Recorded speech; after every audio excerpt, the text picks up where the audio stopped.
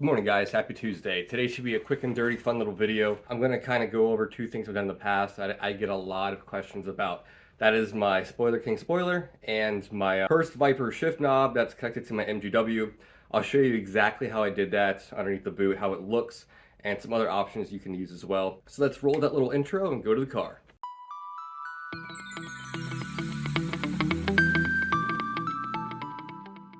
All right, I'm trying to film right now. There's people blowing leaves. I got huge trucks coming by. It's really aggravating, so bear with me here. All right, so almost every single one of my posts, either a picture or video I make, people always ask about this spoiler, and they're always pleasantly surprised to find out that it's the cheapest one you can buy in the market, actually. Nothing too fancy. I love the simplicity of it. It's really filthy right now because of all the tree debris and pollen. I just washed this car 2 days ago. Fun fact, when a truck says that on the back, they're not responsible, it's bullshit. They are responsible. Quick tip. If you order this and when you get in the mail, you're going to be kind of caught off guard because it comes like rolled up. It's just a piece of PVC, plastic, nothing fancy at all. I think this costs $60. Of course, the link will be below. It won't come this dirty, like I said. It's just all the pollen on it. And it's stuck on there with some really strong adhesive. It comes with a adhesive promoter. Super easy to do. Anyone can do it. Takes about 10 minutes to do it. And I think at the end, when you're done, you got to tape the sides down for like 24 hours, but not a big deal. This thing's been on there over 2 years and it is still on there sturdy. It's not going to go anywhere. And people, yeah, always asking about it. They love it. And I love it too. It's so simple and it suits the car very, very well. Give you some more angles of it in case you're curious. Yeah, pretty good little accessory. I love it. And once I do my bottom rear valance or spoiler, back here soon, it'll be probably the same material just for continuity. So yeah, any questions, let me know. And again, the where to get it will be in the description below. All right, let's go inside the car. All right, here at the shifter knob deal, like I said, my Viper knob, my Hurst stick, MGW base. I'll take this off in a second.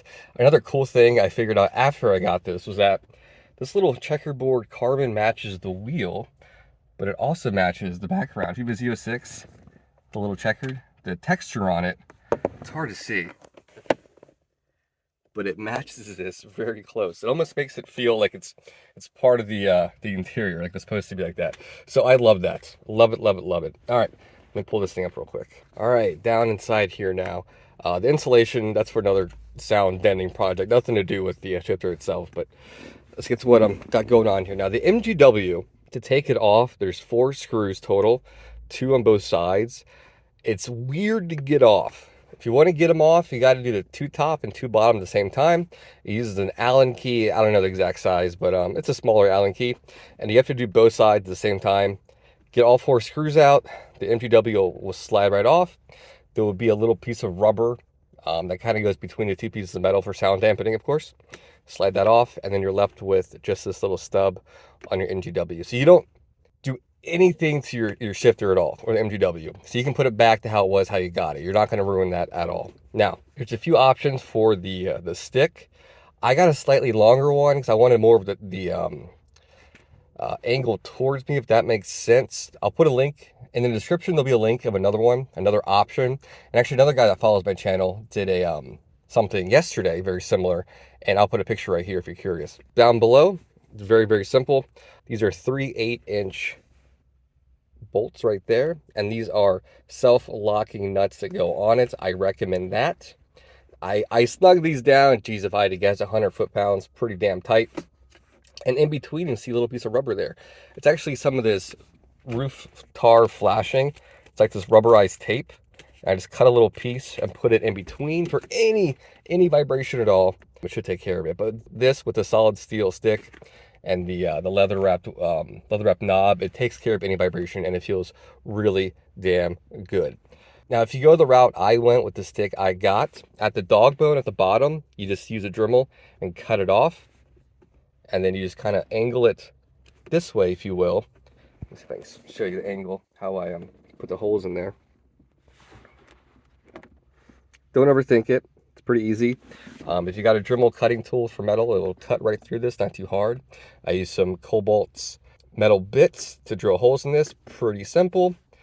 And for the template wise, you can just use the holes inside the MGW as a reference. Now, how the Hurst stick comes, the holes are a little bit wider than the MGW, so one of them you gotta widen a little bit or bring it closer together, if that makes sense. But it's pretty damn close to how it is. Hopefully that makes sense to you guys and helps anyone out there trying to do the same thing. And like I said, the grommet that comes off your flat stick will fit on this perfectly. And underneath it is just a zip tie around it, and you put the boot that back down around and fold it back up. Super, super simple. So hopefully, again, this helps someone out there. Yeah, fun little project, and it makes the car feel proper to me, if that makes sense. So that's all I got today, guys. Quick 30 video. I have another fun video coming up Thursday for you guys, so make sure you guys check that out, and I'll catch you guys here in a couple days. So mark out.